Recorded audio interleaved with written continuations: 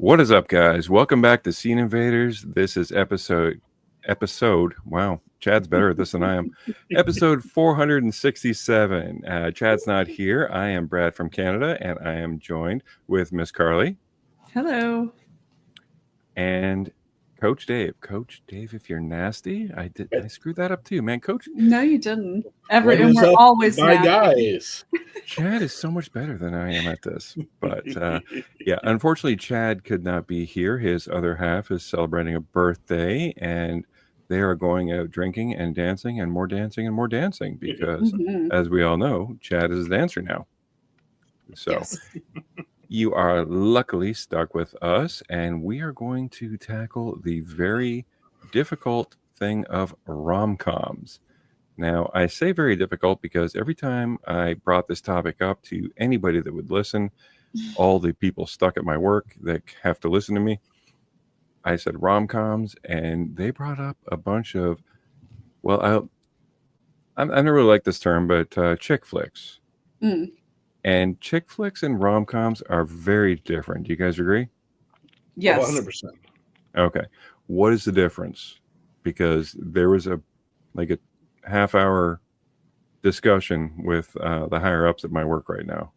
I would say that the stereotypical chick flick always ends with the two getting together. The idea of just a romantic comedy is so broad that you can have other genres within them.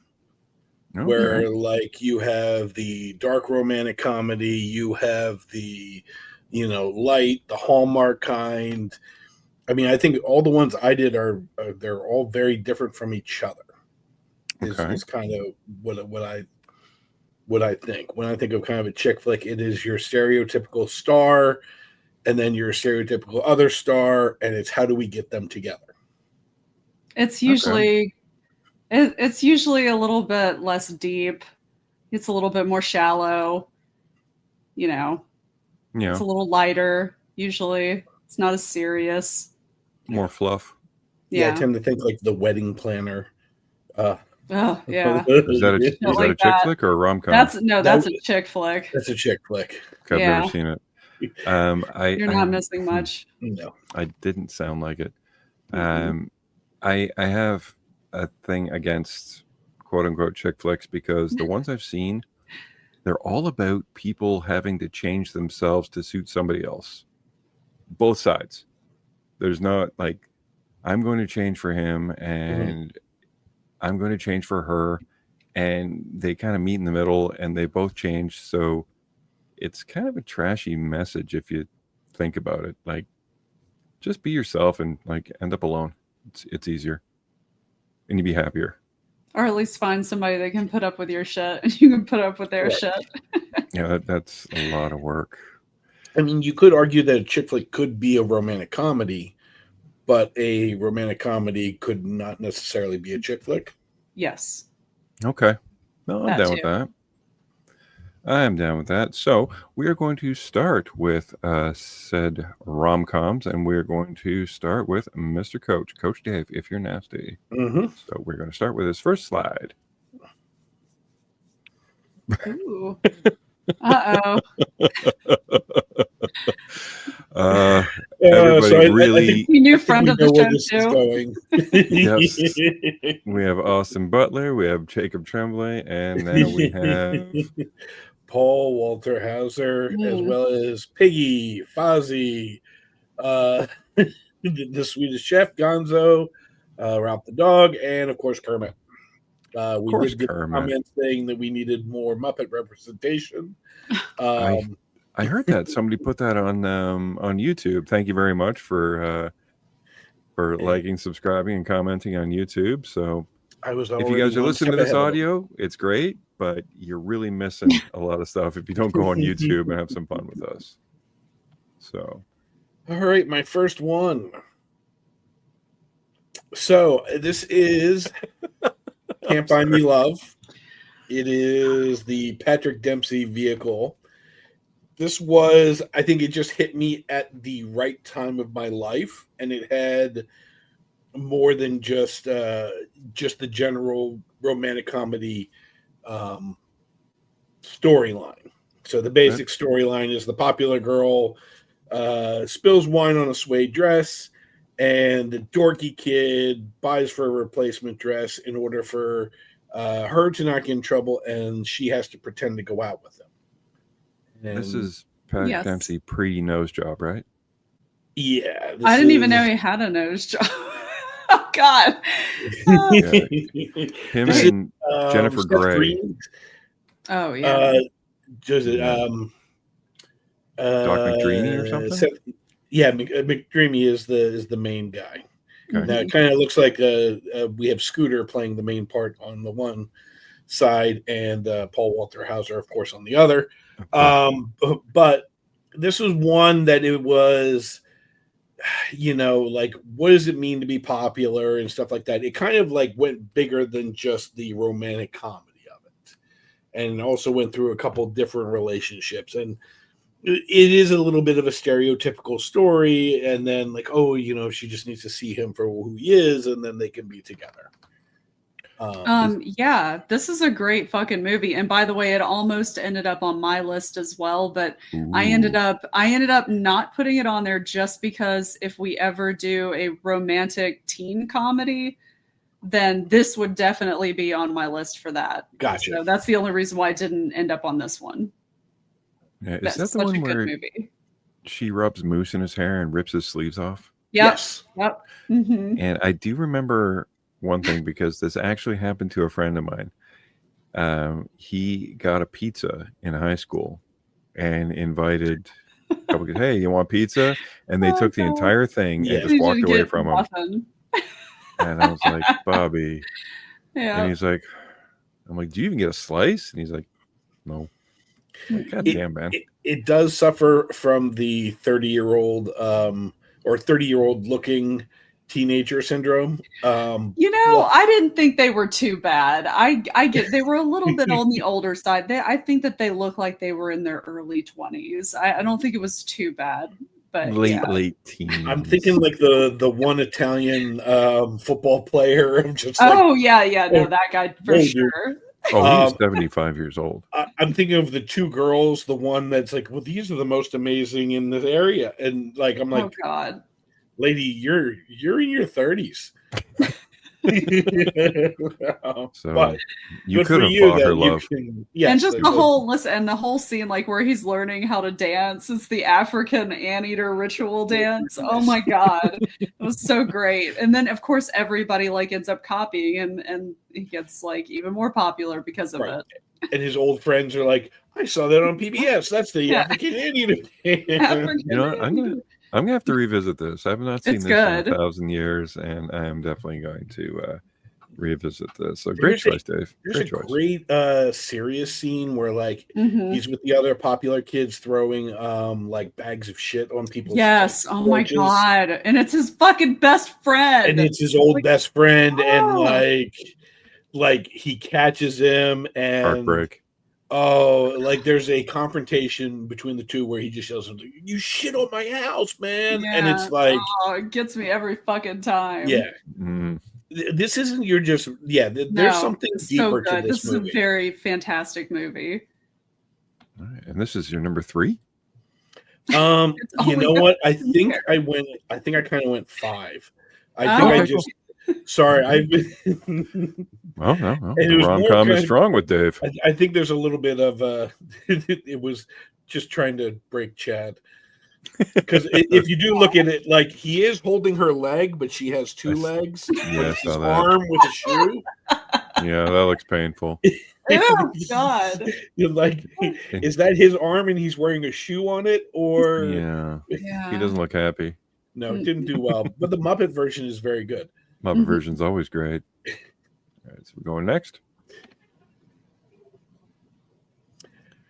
So this is. How dare you?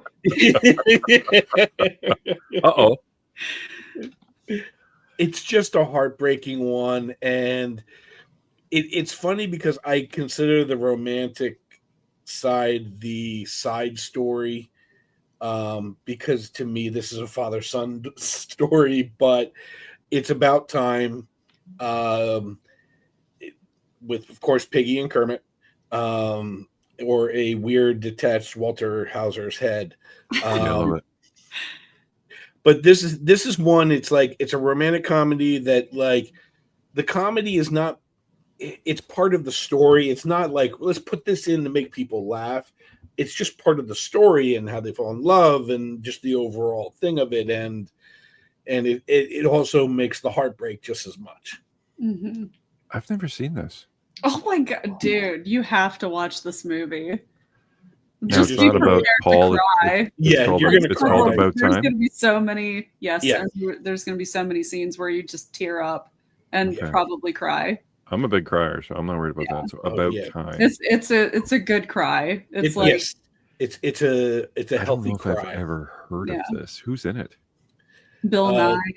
Bill Nye, Donnell Gleason is the male lead, and it's I think Rachel McAdams. Mm-hmm. Oh, okay. Okay. It's really good. If I'm gonna cry, are you guys sure this is a comedy? It is because it's Okay. still very funny. It's naturally funny. To use a Muppet term, it's not like waka waka waka, No, but no, it is like, It's real life situations. It's humor and everyday stuff. It and it's funny. There's clever writing in it as well. Okay. Yeah. It's really good. About Time. I'm gonna have to put that on the list because I love seeing movies I've never seen before. Cool. So this one didn't have as much talk about Can't Buy Me Love. We all have much affinity for buying love, apparently. So we will move on to the next one. Yeah, we don't care about time. It's money. Aw. Money. Yes. About Time is money. love. Oh, it's a good one too. Oh man. Such a good one. Although is this technically a romantic comedy? I feel like this is more of like it's a breakup movie, but it's also rebuilding yourself afterwards. So, and falling in love. So I guess, sure. Yes, it's a romantic comedy. It's the relationship between, well, first of all, for the listeners, is forgetting Sarah Marshall. Yes. Kermit is our Jason Segel. Piggy is our Kirsten Bell. Gonzo is a very strange looking Russell Brand. To be fair, Russell Brand is rather strange looking too. Yeah. We gotta do something. And of course, on the other side, I have for Chad, forgetting Paul, and it is the classic poster with Paul in there. To me, this is a romantic comedy because it's all about Jason Segel's character's love interest. It's the love he can't get over and the love he can't necessarily commit to or see that's right in front of him. This is more like the wackier side. But this could be this is just it broke so many things at the time. And I know it was done in the eyes of comedy, but the amount of male frontal nudity, the character actors that kind of pop in and out, and the musicality of it. I mean, there's daily will run through my head of like, I don't want to see a psychiatrist. You need to see a psychiatrist. Vampire musical. Yeah. Dracula musical. Dracula musical. I could play anything else. Dracula musical. So this was a really, really great movie. It's a good message wrapped in a bit of a raunchy comedy. It's a very great movie that actually came around at a great time in my life because I was going through a breakup and I was like, thank you. This is exactly what I Yeah, no, I can echo that sentiment because this movie holds a special spot for me, honestly. If you're pining over an old love and just can't get, this is a great movie, a fantastic movie for that, for just it really is. getting over really the hump. Yeah. All right, so we moving on. Oh, so this is just it is a given. This is the romantic comedy. This is the romantic everything. This is just romance.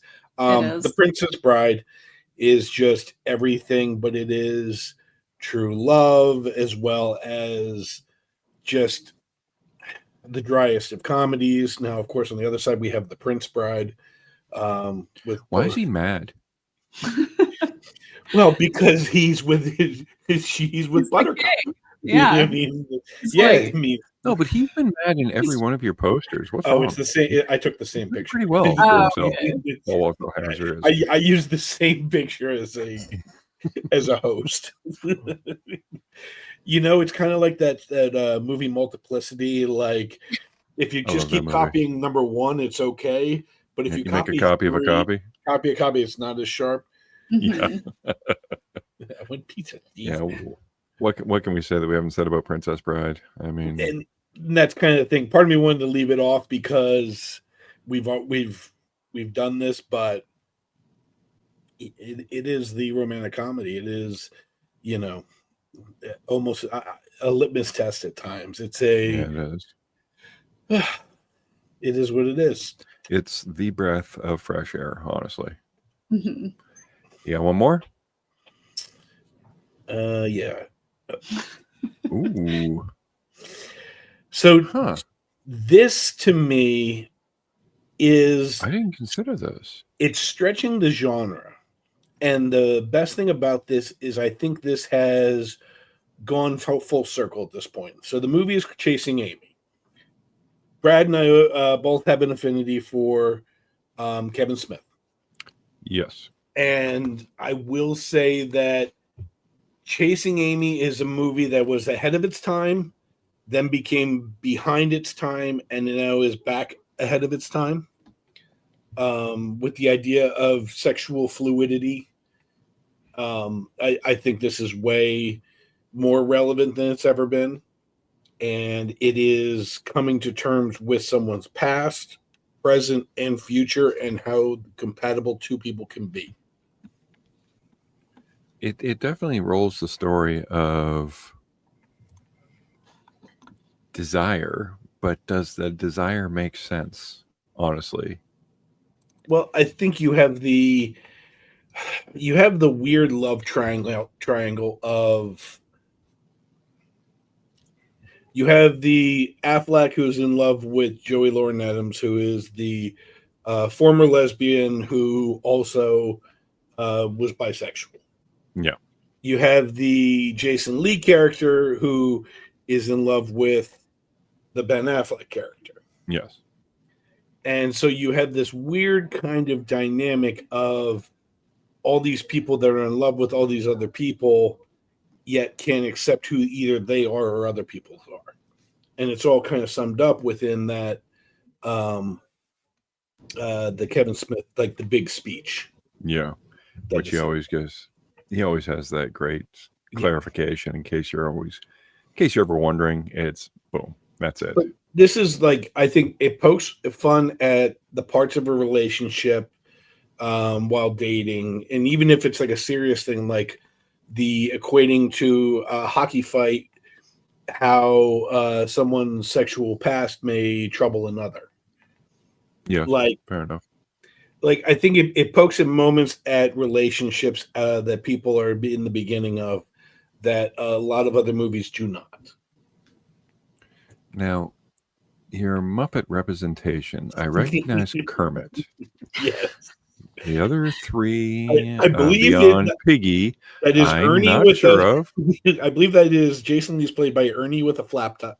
Yep, that's I kind of had some Ernie vibes. And the other Kevin guy, Smith is just a generic Muppet. Now, yeah. Jason Lee may be played by Janice with open eyes. Oh, okay, yep. Nope. I'm down. And listen, in the Chasing Paul, they just changed Jason Lee completely. I don't know who that actor is. He's just a dude. Yeah, now, Kevin Smith looks like he kind of has Down syndrome in it. Yeah, that is a doppelganger of him, and Jason Lee looks like he's 60. To be fair, Jason Mewes looks pretty good though. Yeah, he's got them new teeth. I do have one final one. One more. All right, here we go. Bang. Yep, there it is. Oh my god! The Invaders presents Jacob and Paul. Twice the men, half the sense. half the sense. Are you kidding? I would watch this. I don't know what they're doing, but I would still just. Angry. He's still angry. And listen, I read this so fast. I read this twice. I read this twice the semen.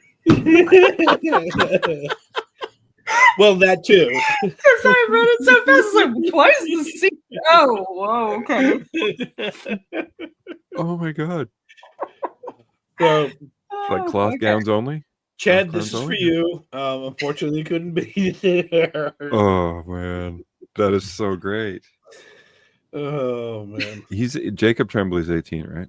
Yes, he is. Jacob Yes. Tremblay. Are we sure? Yes, we are sure. 100%. I will look up how I'm many not days even screwing they're around. 18.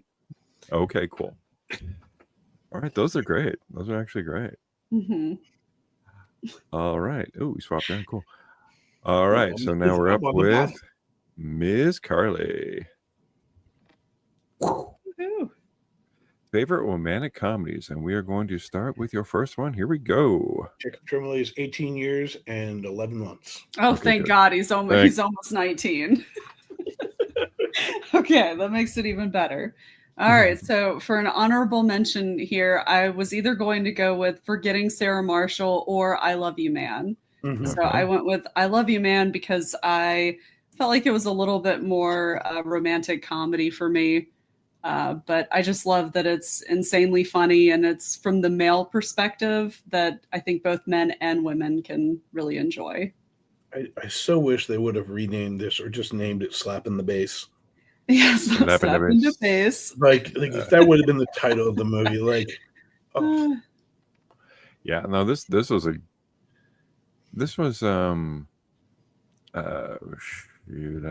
director's name is escaping me now. 40-Year-Old Virgin guy. is this an Apatow? Is it? Apatow. Is it Apatow? Because I don't think so. Hold on. he seems to be it does. Oh, geez. like I will say I cherry love picking his favorite actors. it's actually John Hamburg. Okay. I love the depiction of the female wife or like the wife as the supportive character. Yeah. Where normally they'll it's a shrill wife or too complaining or Yeah, she actually wasn't terrible. She was like Yeah, at a time where it was such low hanging fruit to give you like a battle axe wife, using a term she's from not the like 40s. that. She's like, I just don't understand it. She's like, but she tries. I understand it, but you're really happy and okay.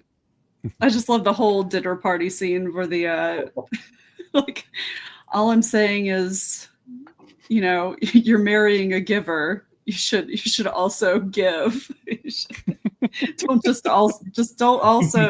always receive. Give. Be a giver.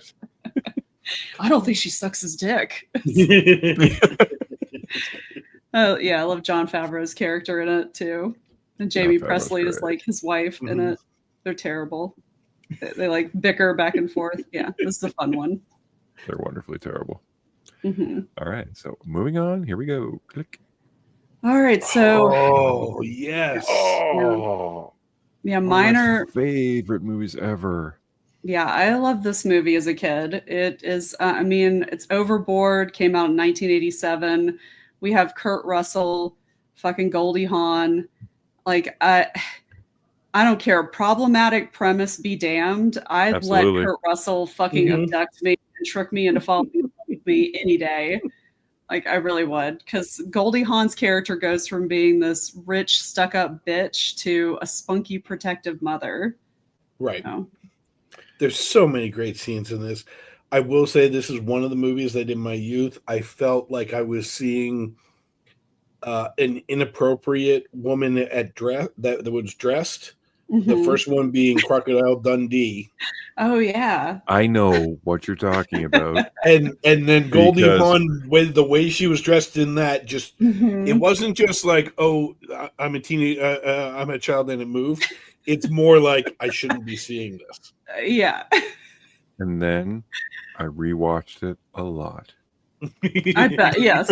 Many times. It became a Many good times. yes, one of my favorites. Oh, this is a great one. But yeah, the premise naturally now wouldn't fly. Yeah, no. And it is extremely 80s with the well-to-do rich people falling off yachts and whatnot, but it is fun. It is really fun. All right, moving on. All right. So then I I had love to this go. poster I love this version of the Right? poster. Oh, I did too. I was like, Great oh, one. yes. So this is The Wedding Singer, and this came out in 1998. This is so. I love how this is just so cute. They're just they've got such great chemistry. Both Adam Sandler and Drew Barrymore. The soundtrack is awesome. I had the soundtrack. Did you? Oh yeah, Mm-hmm. it's a good one. But I love George in it.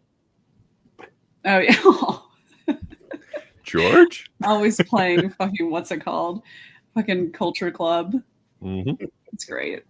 It's like the only song he knows. But yeah. I went and saw Boy George It's 2 years ago. He's still cool as hell. Oh yeah. What about The Cure? Hell yeah. It's all about the minor characters are so great in this. Oh yeah.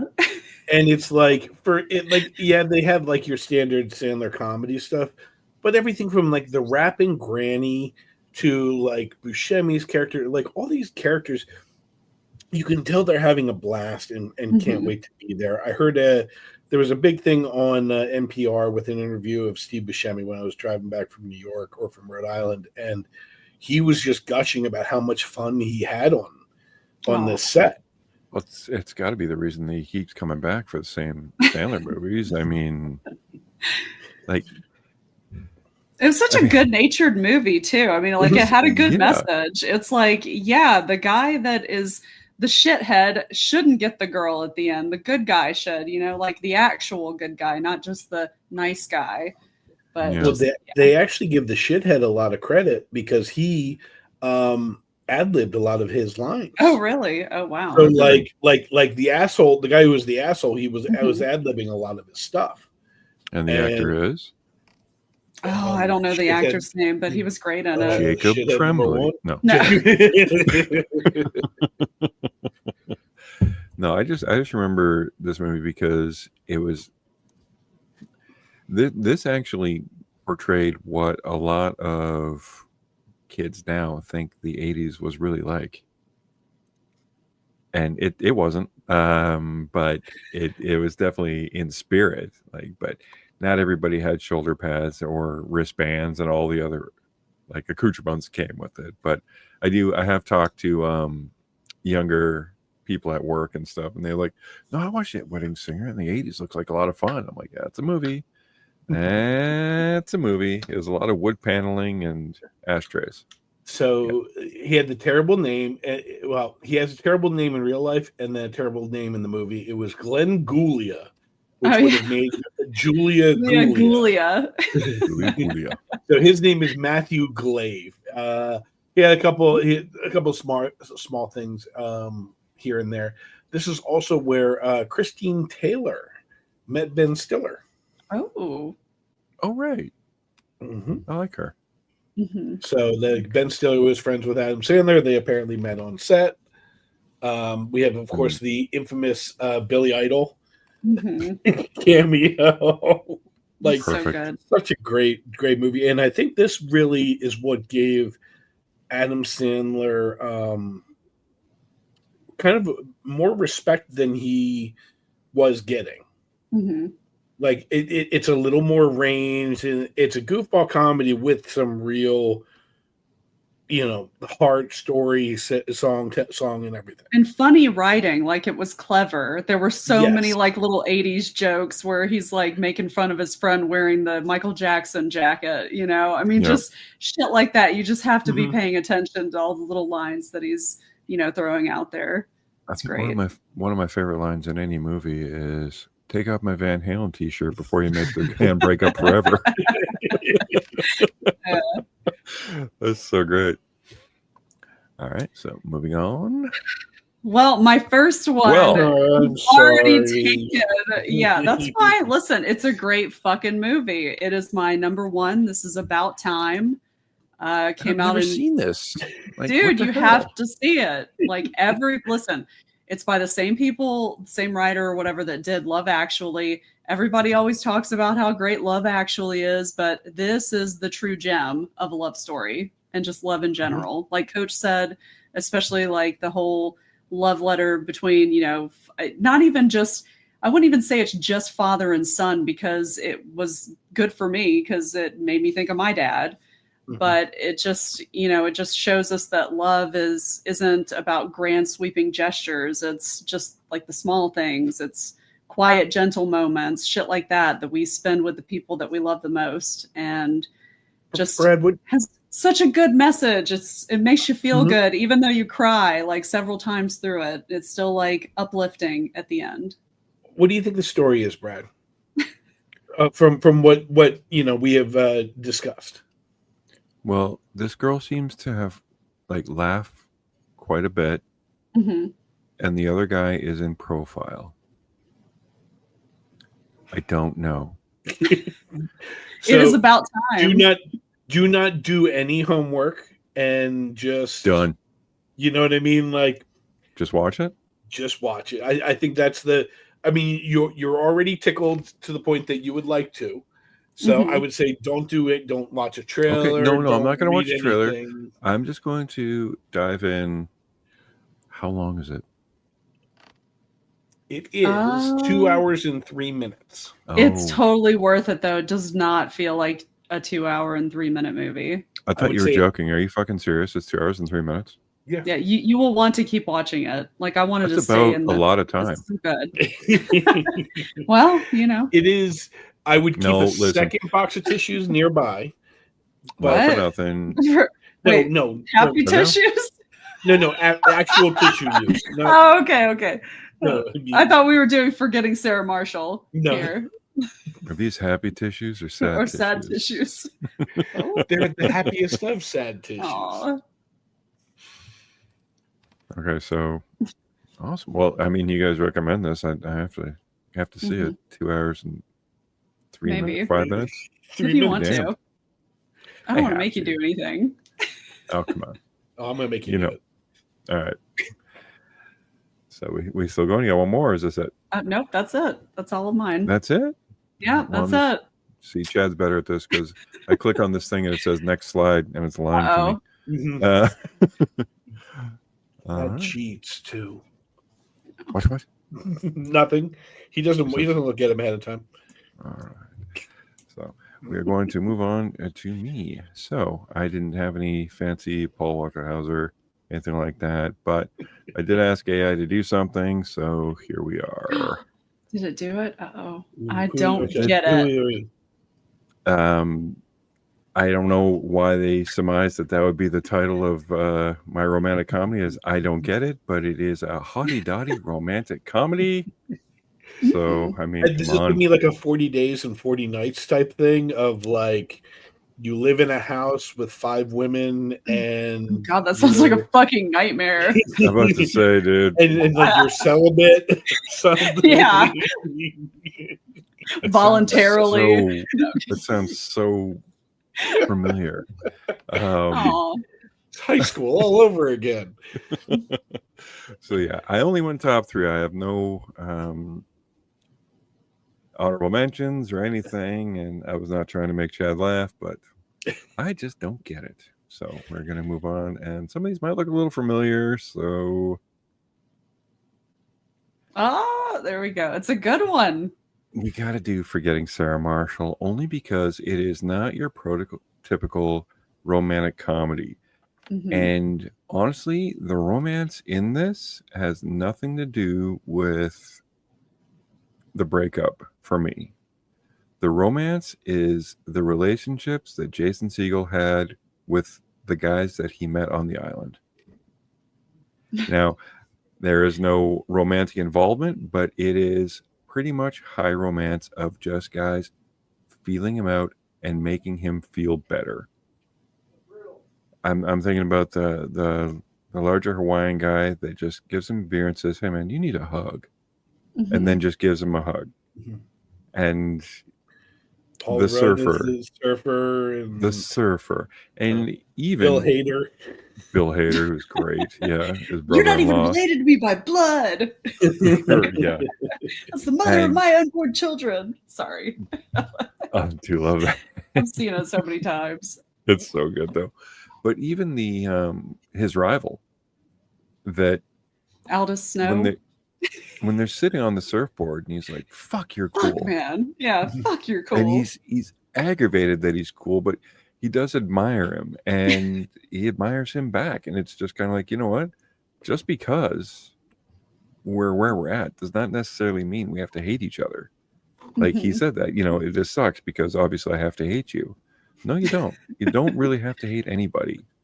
You can just kind of move on. And yeah, it was definitely hard for old Seal to move on, but if you're going to move on, why not do it in Hawaii? Right. I don't give a damn if your ex is in the next suite over. Like, come on. So yeah, forgetting Sarah Marshall, we've said enough. And the next one, again, Ah, The Princess Good. Bride. Mhm. Oh, what else can we say about it? I mean, you pretty much said it with a, it's just inconceivable. it is completely To inconceivable. blame. And I listened to a podcast today with Rob Reiner, and man, that guy has got every Mhm. story, and he can just talk for a million years, and anything he says is just fascinating. And I mean, even now, Carrie Elvis is like one of the coolest motherfuckers on earth. But we've said enough, so we're going to move Yeah, I on to think one. I was going to say Rob Reiner has one of the greatest runs ever I as a think so. director, where he went from Stand By Me to The Stand Princess by Me. Bride I didn't to know When he did Harry Stand Met by Me. Sally to Misery to A Few Good Men. And don't forget North.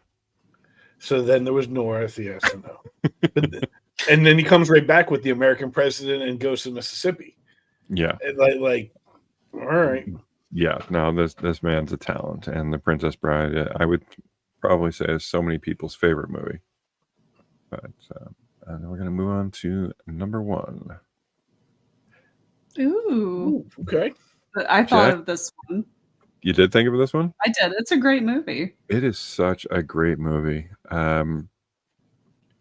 It's funny. It's indicative of the poster I showed earlier. But I went to see this with 5 women, and When my the best line friend. was said, I have to Pardon me? imagine when the Oh, God. line was said, Think like of the line of the movie.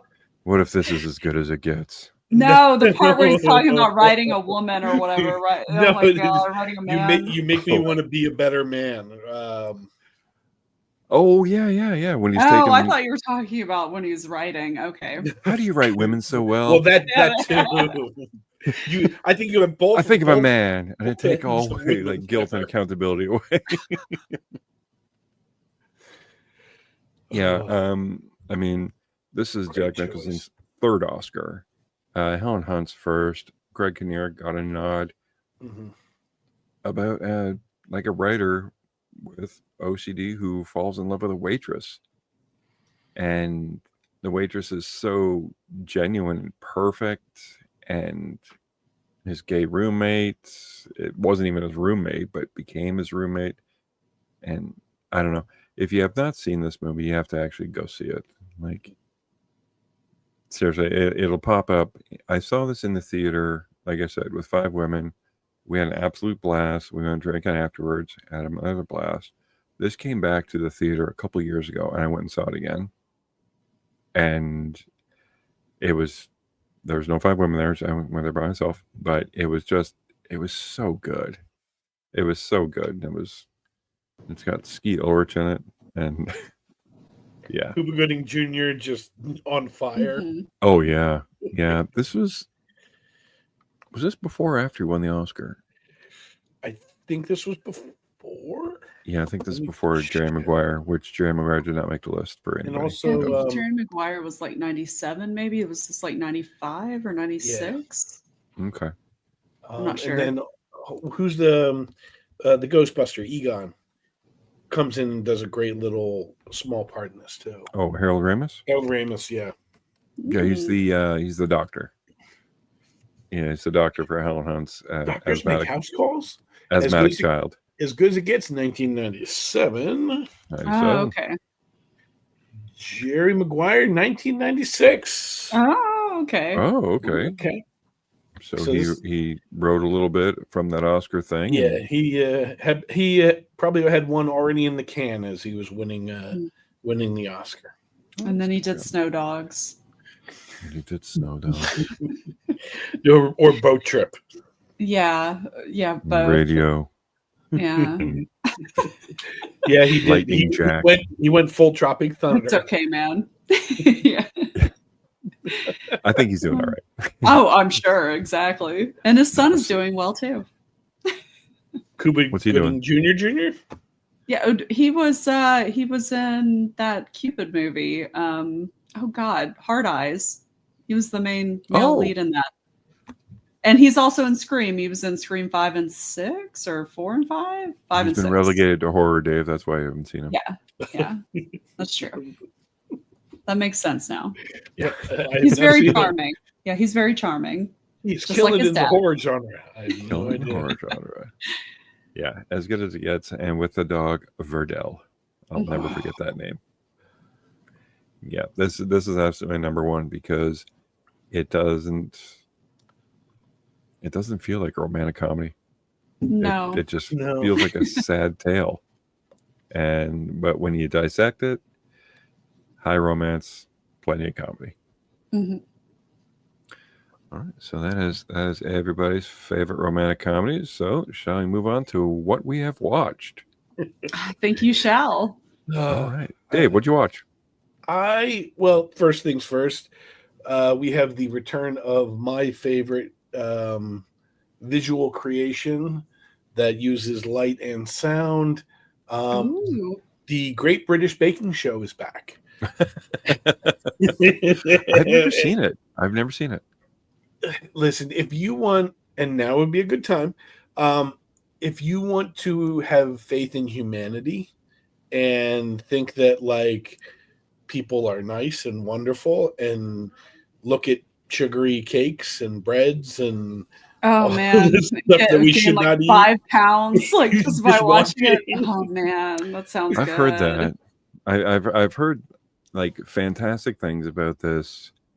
I've heard that it definitely knocks down the walls of your traditional reality show where the average reality show is try to plot people against each other and create rivalries and all that. Yeah, if there's an accident, they rally around and help each other, and like they kind of get people from all over the British Commonwealth, and they'll bring some Irish people in, some Welsh people in, some people that originated in India and stuff. And it's like, okay, well, we're gonna make cakes today, and it's like, but this person's using saffron in their thing, and this one's using their traditional. And these are just really talented people, and like the judging never feels like harsh. It's not like this sucks. I would, Oh man, I want to go on that show though, just to be a judge, so I can like taste it all. Just gosh, just put it in my mouth. Oh my god. And it's like full of that typical kind of British humor, which is very dry, but like still works. I mean, still the greatest one. And I don't even think they knew what they had until they had it. Is like they were making these cakes, and it was like of animals and stuff. And this one lady just made it a gigantic beaver. And it's an old lady. She has written 1 million books. She's like in her 70s, and she's just like, okay, Julie, tell us about your beaver. And and the comedians are just Moist. everybody's losing it, and she had no idea. And then it Aw, kind of came to her, and completely oblivious. it's just so you just sit there and watch. Like this is the newest season, and there's always standouts or people you root for. It's funny how eclectic the group is. There's a couple celebrity ones. My favorite being the one with the Dairy Girls, which is Oh, you love them. I love the Dairy Girls. It's such a amazing show. But then like you Like just let dairy the is in like milkers. What do you? Derry is a town in Ireland. So Okay, sorry. My the bad. Dairy Girls is a coming of age about a number of 4 girls from Irish Milkers. They milk, milk stuff. Not the mommy milkers. not the mommy milkers. Okay, that's what I thought. 3 You high were school Derry, I'm girls. sorry. 3 high school girls from Derry, So Derry, like Ireland. Derry. Okay, Derro, Derry. yes. Okay, not And Derry. it's them going through what it means to be a teenager during the 90s as Ireland is getting over apartheid and No, that's serious. the fighting and stuff like that. But The milk famine. they also We know have what to talk about. they have another Dairy girl who is a English boy stuck with them. So Okay. it's one of those, if you watch the first episode, you're going to be like, okay, I'm hooked. It's one of those. All right, we're moving on. You'll be sucked in. Yeah, it's Whoa. because it's so truthful and honest and funny, and it just hits you a certain place. Also, it's set in the 90s. And it was just A good decade. Probably the last best decade, to be honest with you. It is the weird. 90s. Holy shit, man! Oh my god! When you think of like the 70s, I was in high school for the 90s, so that was a damn good. In the time. late 90s, I was in high school. Calm down. But yeah. Is there a certain kind of dress in the thousands and the tens? Because like you go to the 70s and you're like, there's music, there's culture and all that. It's the difference like between 2010 and 2020, is there really a difference? Yes, like Skinny the jeans. late skinny jeans, and you still had like the flares, but it was the extremely low rise, like where you would just like see, what's it called? It's like there was very low rise pants. A lot of cracks. Right. Yes, lots of whale tail. A lot of comfortable shoes. Yeah.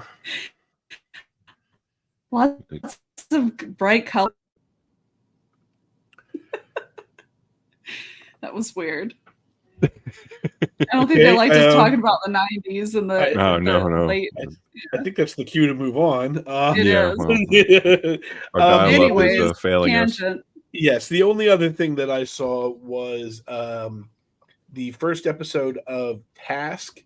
It's on HBO. It's brought to us by the creators of Mayor of Easttown. The IMDb says, in a working class suburb of Philadelphia, an FBI agent heads a task force to put an end to a string of violent robberies led by an unsuspecting family man.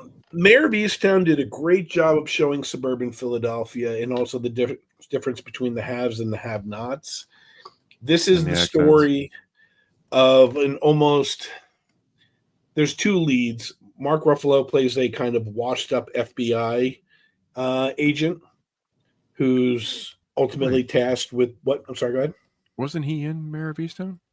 Mark Ruffalo? Yeah. I don't know. Okay. I can go back and look, but no, I thought he was in, like, because you're making the comparison here, and I thought that Ruffalo was in Mayor of Easttown. I say this not actually ever watching the show, so yeah, I've never heard of that. So it doesn't look like he is. No, it was Guy Pearce was the guy from it, but that's the fucking guy, Pierce. Okay, sorry.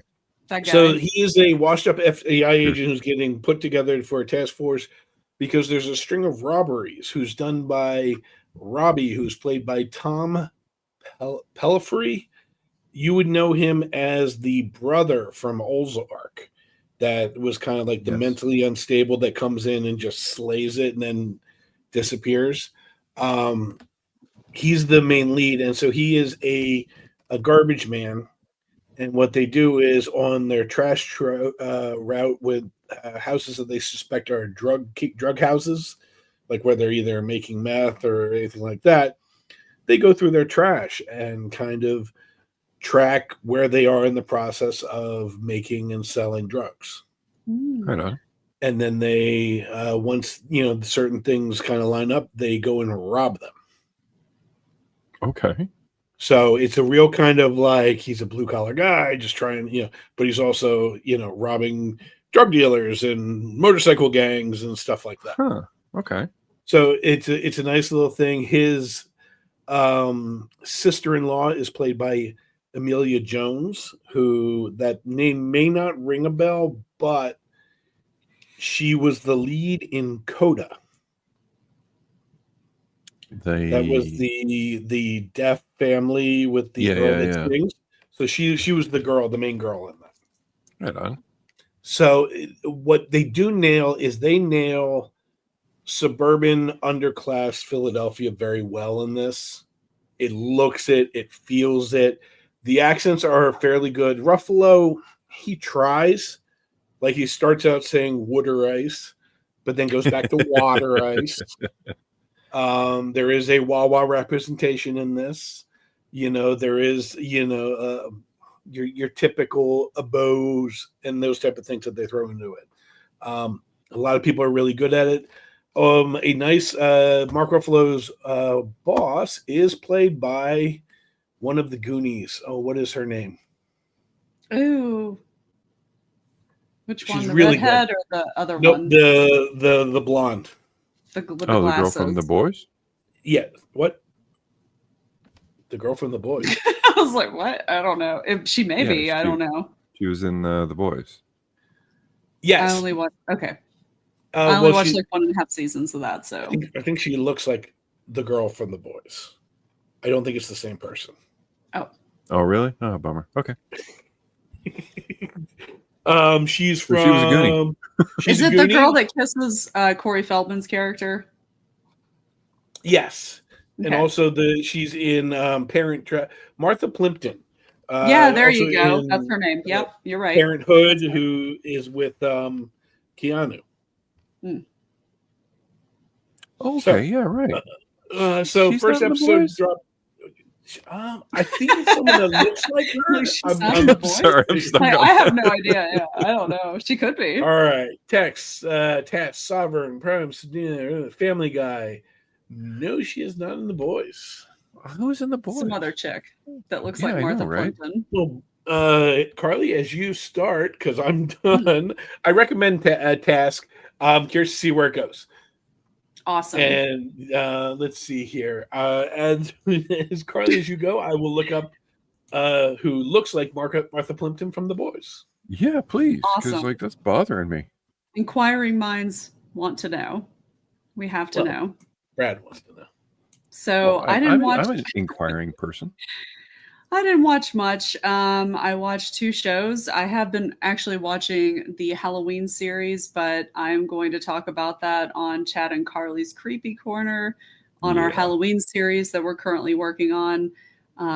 But besides that, I watched another episode of Alien Earth. And it continues to be a show. There's lights. There's actors and productions and everything. Things are happening, and I'm really interested to see how they're going to wrap it up. It's not very good. It's okay if you like it, but I'm like really surprised that so many people think that the writing. They think the writing is very good, and I mean, maybe listen, I don't watch a lot of other TV, so maybe in comparison to the shit that's out there, maybe it is like Shakespeare. Maybe it's fucking great. But it's just, for me, it's not doing it. I'm still going to continue to watch it because I'm still hoping, there are little pieces here and there that I'm enjoying. And I mean, I would be lying if I didn't say that I wasn't enjoying like watching it and kind of poking fun at it at the same time, just at how silly it is. Yeah, but you never want to watch a show just to actually poke fun and No. see how the hell do they end this. Yeah. I And mean, listen, I want to like the show. I don't want to so do shit on the I. show. But it's just, man, and listen, and I will tell you, it is funny to watch a completely different show at the same time, which is Twisted Metal season 2, and just to see the total comparison of the two. They are not similar in any way, shape, or fashion, but Nope. for whatever reason, it works in Twisted Metal. Like they are playing 90s music and it like works and it's cool and it's funny and they're having fun and it knows exactly what it wants to be. But fucking Alien Earth is like it's just trying so hard to just be something that it's not. And it's just But sad. I don't even know what it's trying to be. Well, that's what I'm saying. It doesn't know what it's trying to be. And it's like I think we said this last week. You need to be more interesting than just a xenomorph. And Yeah. And like member berries. Like, they I don't care had that you said, oh, he said affirmative. Remember that? They said that in Aliens. Mhm. you remember that? Yeah, remember that? Remember this? Remember that in 1978? Yeah. No, just I don't know. Are you Like I caught said, up? Have you watched episode 4 or 5? I watched episode 5, Oh, and God. the children remain stupid. Yes. Oh, So- I don't have my video. You're so stupid. Stupid! You're Nothing. so stupid. Yeah. Yeah, and you know how I said early on, I'm like, okay, cool. They'll make these androids like children, so they're not so like gung ho and murdering aliens. I need them to gung ho murder aliens and be competent. And I don't care that boy trillionaire just wants an intellectual conversation. I I'm don't sure AI has somewhat figured it out by now, or I don't. Man. I just Can we just wait and get like 700 more aliens to like bomb around so they can do stuff? Because I don't know. The whole thing with her I watch saying that, Aliens. I watch the movie Aliens quite a bit. yeah. Because it's awesome. I think it's could be one of the more perfect movies. And every time I watch an episode, I'm like, I could really be watching Aliens again. Right? Yeah. So, and the lead girl, Wendy, I was kind of okay with her being a little weird. Mm-hmm. Now it's just weird. Well, I like her as an actress, and I think she's So do doing I. a great job with what she's been given. But like her trying to say, well, maybe the xenomorph maybe this one's good. I'm Maybe like, this one's what? good. Maybe this one's good. Who wrote this? They're not. Like fucking low sperm count scientist guy is like, I have a family. It's like, bitch, no, you don't. I don't. You don't have a family. I'm sorry. You have this, and nobody cares about your fucking home life because you're a side character. So it's just they're spiring in like expanding on side characters that I don't give a fuck about. Yeah, no, it's and you just, can't make me. and I'm not like that. Like forgetting Sarah Marshall, I loved the side characters because they were interesting and fun, and they didn't brag about having a low sperm count. But if they did, they would probably make it interesting. Yeah, and not sad. Yeah. Oh, yeah. How many episodes is this? 8? There's just 2 left. There's two left. So unless Earth blows up, I don't know how they're really going to do this. And I'm pretty sure Earth doesn't blow up because in Alien Resurrection, Ron Perlman says that they're where you headed, Earth. What a shithole.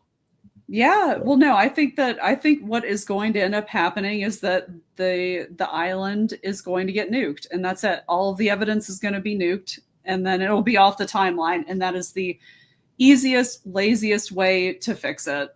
I mean, It's I the hope that best way. listen, How I else? hope that I'm wrong. I mean, like, listen, it would be great if they could figure out something that makes sense and is like kind of cool, but You I gotta really do. don't have faith. This is not one of those series that has said, "Oh yes, we're having season 2" yet, so it probably Yeah. won't. Oh, I know. Oh my God. Well, listen, I can't even believe that they're like thinking about having a season 2. I'm like, with what? There's What are nothing you going to do in season 2? Like, unless a I predator don't shows up. care. Yeah, I don't care what you're doing right now unless you like suddenly change course and are doing something interesting. Yeah, I just don't see how you can milk it much further. But What is it? What is hey, it called again? Alien Earth, milk, or Alien Milk? alien mommy alien milk. milkers. Alien Milk. Yes, back to milk. The Alien Dairy guy. Alien, or as I like to call it, alien derp. Alien derp.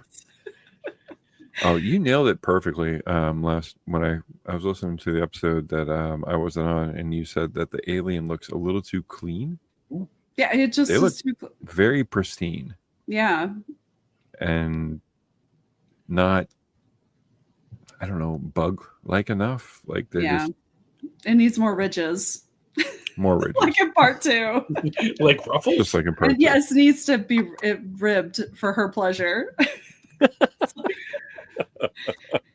So it looks sperm like count and all. it's getting seen. Oh, I know. People- Listen, people people love are it. loving it. Yes, people Yeah. are loving it. Listen, look at the IMDb. The IMDb rating is so fucking high right now, and I'm genuinely surprised that it's that high. To be honest with you, it's like I'd say it's not a terrible show or anything, but I'd say it's like a 5.5, maybe a 6 if I'm It's a feeling very generous. average show. Yes. There are so many shows I'd rather watch. Yeah, or movies. Like anything. I'd rather be watching Twisted Metal because, again, it's funny, it's fun, it knows what it's doing, it knows what its audience wants. It's probably not going to get a 3rd season, which is really sad because I am fucking loving the show. I'm It might. I think it might. And it's making me want to play the game again. I love. Okay, which Twisted Metal is your favorite? Twisted Metal Black. Or for Absolutely. the PlayStation 2? Yes. That's when they had the Rolling Stones painted black. Yes, it was so good. I beat it so was many so times good. with all different kinds of characters. Oh. Yeah.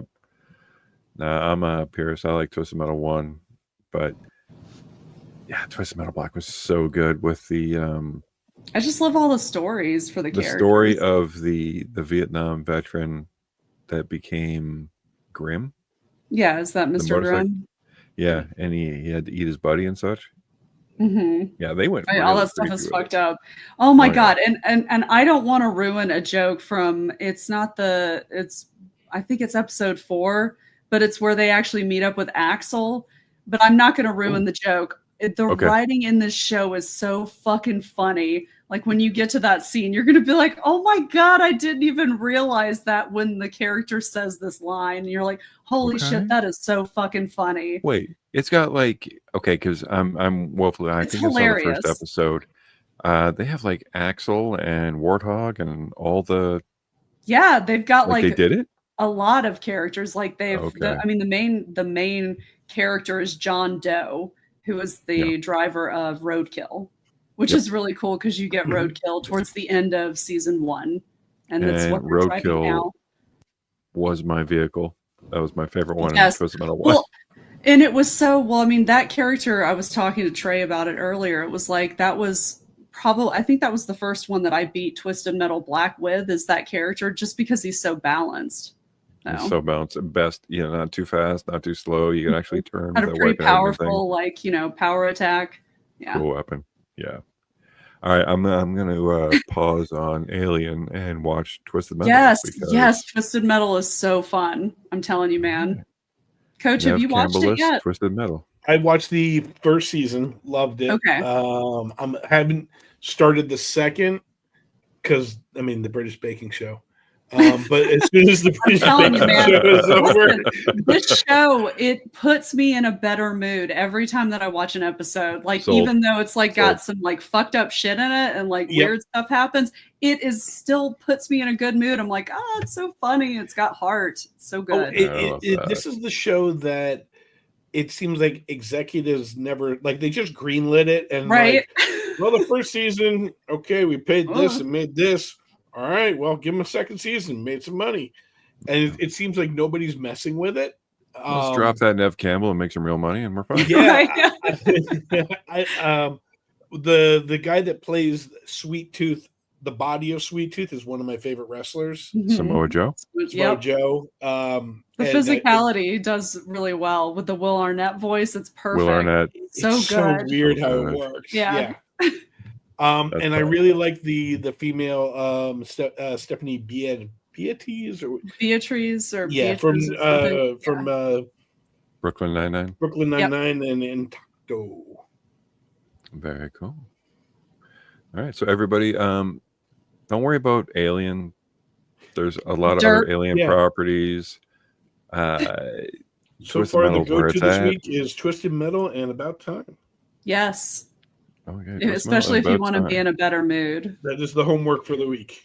All right, but we do have one thing to show, and the girl from the boys is Coley Minifee. Oh, that woman. Okay, she's got a similar look. They both have the wide set eyes. I see it. It. That same mouth. Yep. But girl from the boys, which is fun to say, is Colby Minifee, and she is 33 years old, and the other one is not. Yeah, I was about to say she is definitely not 33. She is not 33. She is older than me. I know that but much. There is a mother-daughter thing that could happen. Yes, they could totally be mother-daughter, right? I'm not losing my mind here. Okay. No. All right, so I can see it. Everyone check it out on YouTube. Go to YouTube and like and subscribe, or don't even like, just subscribe. And like watch it too, please. No, you don't need to. Yeah. You like what you like. Just subscribe. No. And why does it keep doing this? I don't know. Hey, listen, as long as it's not circles. Oh, hey, I'm back on top. On the bottom where I don't like to be. Chad's much. Whoa, what? No, okay. Yes, Chad is much better at this. Yeah. However, if I did it, everybody be in a little circle, and I still don't know how to fix it. The circles are fun, though. The circles are fun. Okay, well, it doesn't sound like anybody actually went to the movies. Everyone just kind of stuck around and stayed home. I was going to go see Toxic Avenger, but it was... Oh, I still want to see it. It's not playing anywhere near me. It was 22 miles from my house. And I don't go places. Yeah. Yeah, so I actually did sit in and watch a couple things, and one of them, I've been listening to a lot of podcasts dealing with comedy and stuff, and Conan O'Brien is one that I listen to, and he more often than not mentions Norm Macdonald, who was one of everyone's favorite comedians, and I actually met him in Toronto. Lucky. We were going to a Jays game, and me and my buddy Kyle, on the way to the Blue Jays game, we had this deal where we would stop at every bar and just have a drink. So it was a long skywalk. So we were at one and had a guy sitting at the bar. So I went to the bar, ordered 2 drinks. I looked over and I said, "Hey, you're Norm Macdonald." He says, "Yes, I am." Yeah. Yeah, I'm not going to do the impression. And I'm like, "Well, I like your stuff, you know?" He said, "Oh, I appreciate that." And we sat down and we had our drink, and we went to pay for it. And Norm was paying for everybody at the bar. Nice. Just paying because he was betting on the Jays game and just having fun. So when he shook his hand, we left. So yeah, that is my brush with Norm Macdonald. Unfortunately, he passed of cancer and nobody knew. So before, I'm talking weeks before, he recorded a singular stand-up special, kind of via Zoom, and just put it out there, and then he died a couple days later, unfortunately. And this is called Norm Macdonald, Nothing Special. But it is his last, which would have been a stand-up act. And there's no audience, so it's a little awkward. But if you sit there and listen to it, I laugh my ass off just from the normisms of everything that he did. And at the end of the special,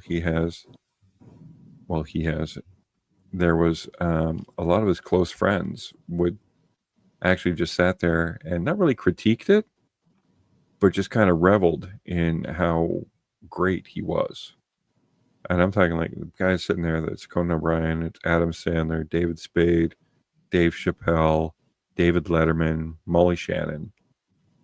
And they're just sitting there and they're just talking about how great he was and just how weird he was and how everything that he did shouldn't have worked.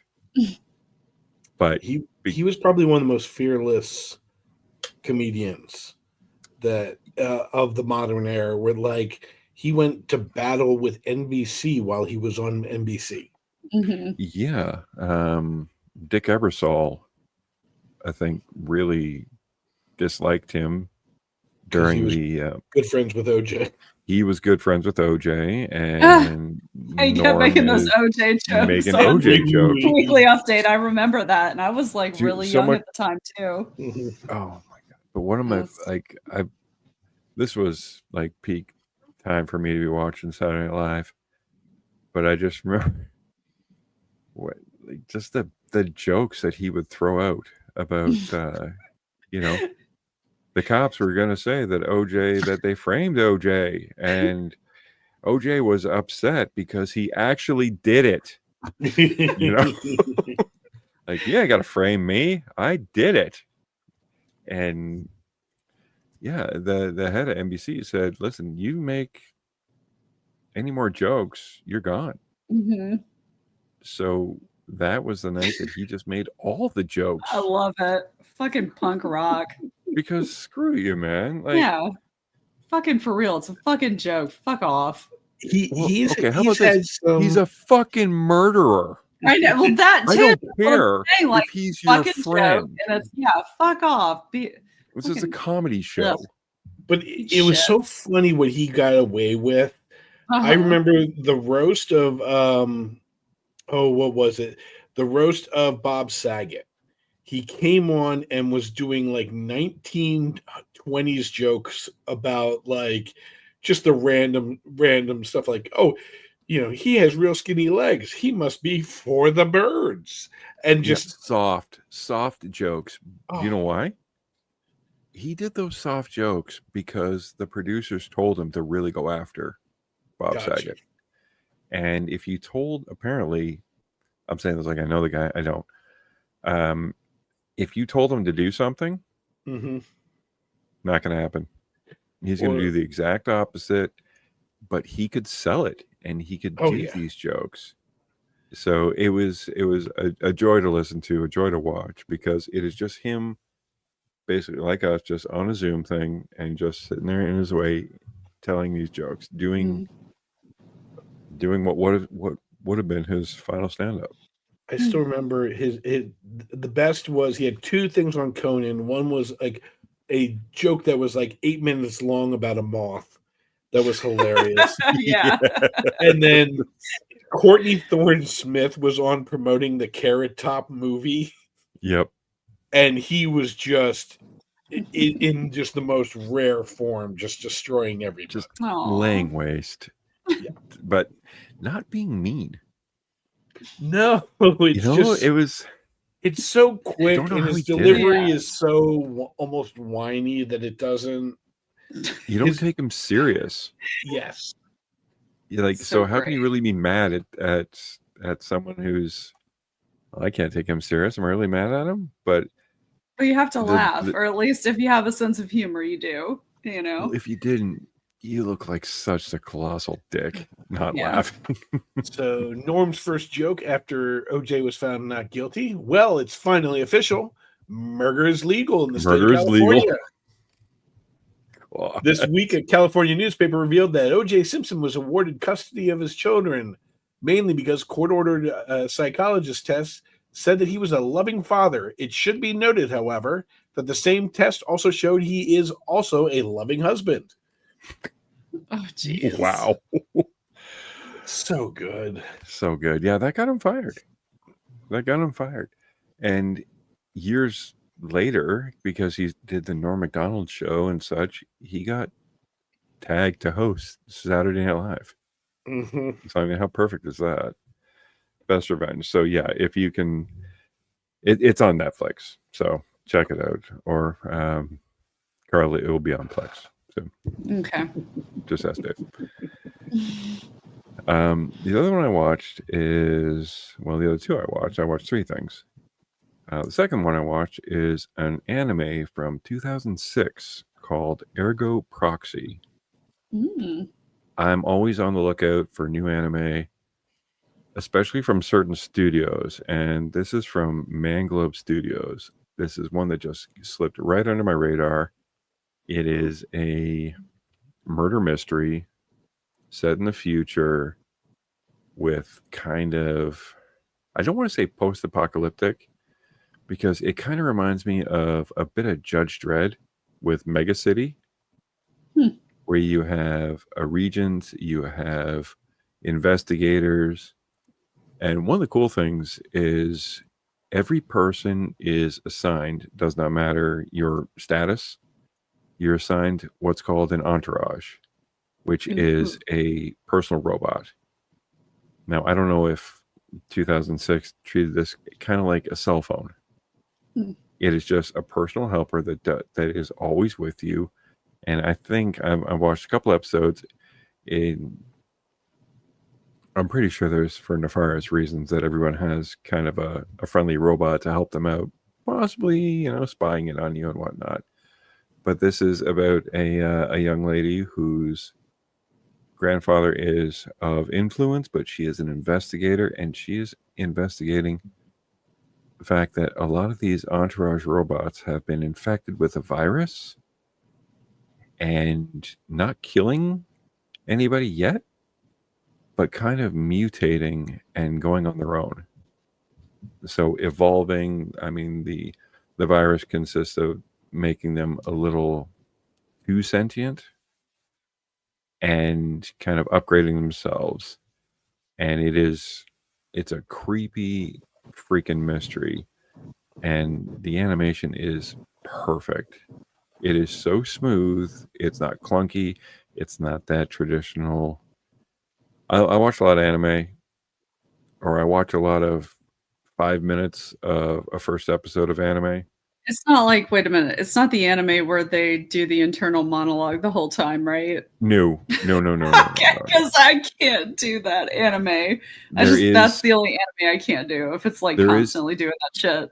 There is the occasional, okay, that's fine. Monitoring me. There is the little thought, but no. People actually sit around and walk and talk. Okay, good.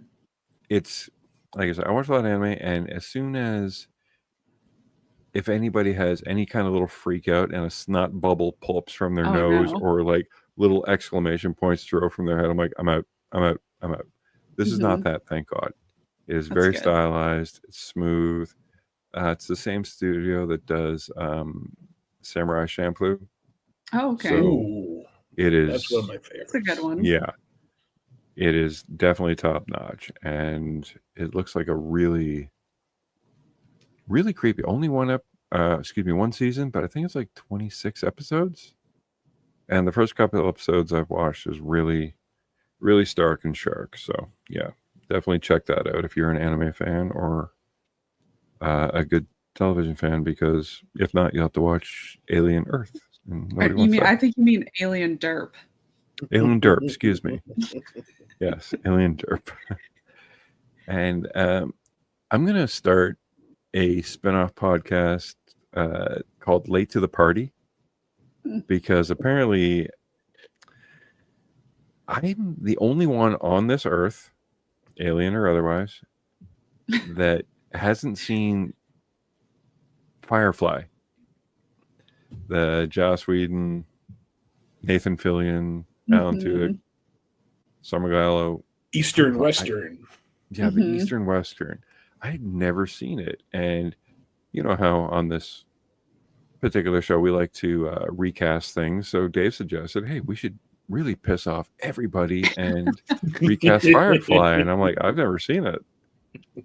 And I think this is one of those, like, just try the first episode. And that's what he said. He says, you got to try the first episode.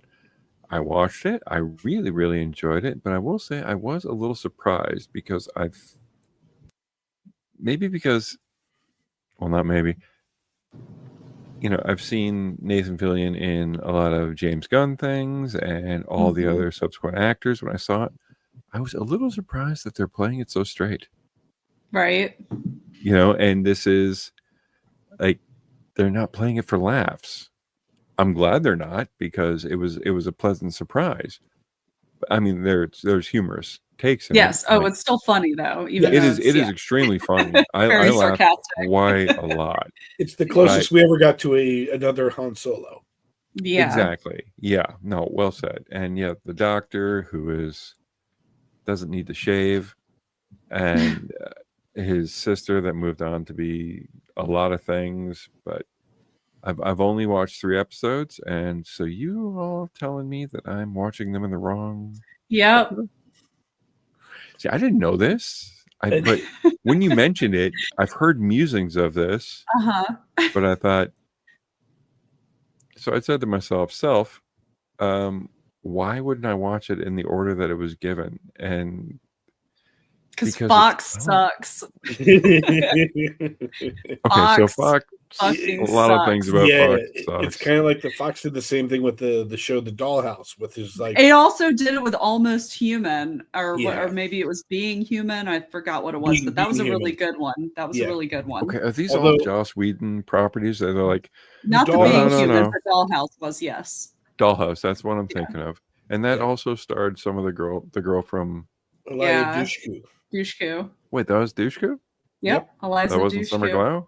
Nope. I've never seen it. I mean, she might have been in it, but she wasn't the main character, no. Okay. No, and actually the lady from Severance, the Adam Scott's wife, is also one of the betas. Dolls? Oh. The dolls. Okay. The dolls, yeah. I've never seen it, but I mean, I thought the girl from The Boys was... She was also in Wrong Turn. Mm-hmm. Sorry. So what do you guys think about this Firefly thing? Because I'm really enjoying it so far. It's a great show. It's a fantastic show. Fox really fucked up by, canceling it. It aired it out of order. And then, they at least got to kind of wrap it up with the movie. So, which is more than a lot of shows get to do. It's at that time. Yeah, Serenity. They messed up. I mean, this is the same time that they messed up Freaks and Geeks. It was just they didn't get it. Yeah, they didn't understand. And it was one of those things of like death by executive, or pretty much. 100%. Yeah, I think they put it like they tried to play it on Fridays, and she was like, "Why would you play anything on a Friday? Nobody's gonna be at home." That's back when people left the house. Yes, exactly. It's like, yes, all right. The super nerd culture we'll stay home on a Friday and watch it, but like you're gonna get those people anyway, no matter what day you put it on. Yeah. So like if you put it on like a Tuesday or a Wednesday, then you'll get everybody else. And DVRs were kind of a thing back then, weren't they? It was the beginning of it. Okay. It's just, it's a great little thing. And I think one thing it does very well is it wraps the political spectrum. It gives you both extremes. The character Jade is your super militant shoot first guy. And then you have... Wait, his name's Jade? Jade. I thought it was Jane. Jane. Sorry. Jane. It's Jane. Jane. Jane. Jane, the tough guy. It's Jayne. It's Jane. Right. I only know that because I like that name. And I may have thought about using it as a middle name for my son, possibly. It's a cool name. The character played by Jewel Satine is very your hippy dippy lovey, but also she's so sweet. Yeah, she's great. Kaylee. How do you dislike her? Mm-hmm. and you have the preacher, which I cannot I just want remember. something to betwixt my nethers. I hadn't had nothing betwixt my nethers. And What? I'm not you'll there get yet. there. Oh. You'll I'm get not there there. yet. You'll Well, get I there. might not, because you guys got to reorder What? how I watch this no, show. no. You will. Listen, Just watch it. that Yeah. character is very Randy. Mhm. Well, the doctor's there, and he's easy on the eyes. Yeah. Yeah, he's got that square jaw. He's got a square forehead too. That's cool. It's such a weird thing. I mean, you had a mixed race couple back when it was not necessarily a main thing. It wasn't on TV, at least. You have, the priest that comes in and gives a more spiritual side to everything, but you're curious about his past. Like, you could have gone a million different ways. At least they gave him the movie to kind of clean everything up. Yeah, and you got the prostitute, ambassador, Marina Baccarin or whatever. Oh yeah, she's Back great. Scratchy, and yeah. Mm-hmm. Yeah, but I mean, everyone's got their role, and it's funny because when I see the interactions, Mhm. and then I'll watch like the Avengers, you can actually Oh see yeah, you can totally see. the spires of how it works, and it works so well. Topless before Joss Whedon became a monster, or someone deemed him a monster, or Yeah. But yeah, I'm definitely going to continue. And have you guys heard of this show All in the Family? I'm going to check that out too. As long as I'm late to the party. So No problem. We'll check out Laverne and Shirley. yes, There's and, a show, Twisted Metal. Put it on Twisted there. Metal, You're late to the party. The Cosby and- Show. I mean, nope. Sorry. Are we still? careful. But it's from Cosby's Private Vineyard. And the Naked Gun or whatever. spit that out, yes.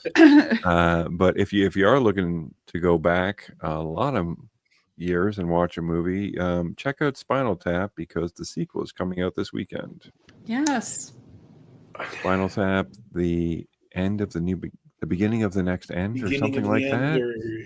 Yeah, the continuation of the end, beginning something. It's Spinal Tap. It's Rob Reiner. It's the original cast, and you got to check it out if you enjoyed the original. Which, do you know why they made a sequel after all this time? Were they going to lose the rights? Money? They never had the rights. Oh wow. They never had the rights. I guess Christopher Guest went after the rights, and after a lot of litigation, a couple years ago, actually got them. And I love when millionaires squabble over thousands. And now that they have the rights, they're like, well, what do we do with it? I'm like, oh, let's make a sequel. Spinal Tap 2, The End Continues. The End Continues, yes. Yeah. So, yeah. Is there anything else anybody's looking forward to? I mean, we're trying to see Toxic Avenger if it ever comes around. I know. Well, listen, I keep hoping that it's going to be like on streaming in the next week or so, since it's close. Yeah. So what was that movie you saw last week, Dave? No Baby, or Don't Do It, Baby, or Baby Don't? Hi. No. Oh Hi, which I still recommend. That is. Oh, streaming. Honey Don't. Which just Honey Don't watch this shit. Honey Don't showed up on streaming. And I'm Honey Don't showed up on streaming on Tuesday. Oh wow! Holy shit! It premiered Friday.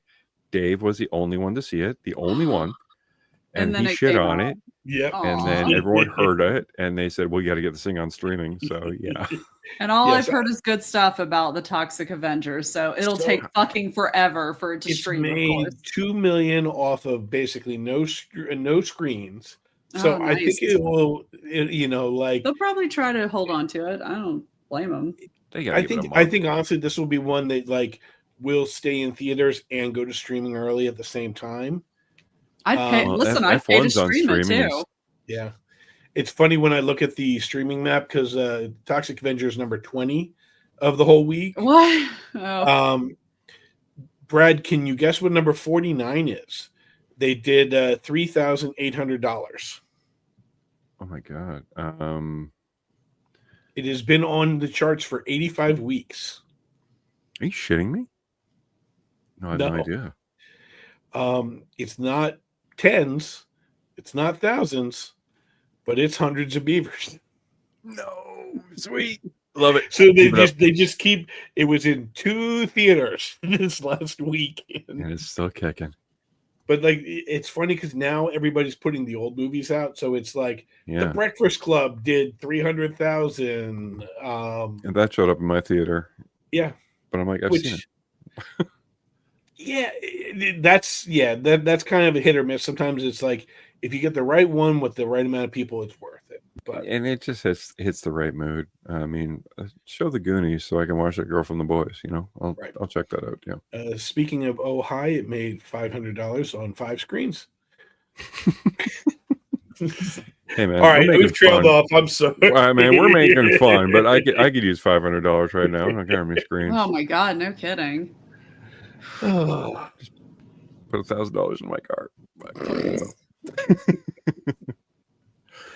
All right, so it doesn't sound like there's too much coming out. I mean, I think Alien Earth has another episode coming on Tuesday, so that'll be fun. When's the long walk? That's not this week, but next week, right? Next week.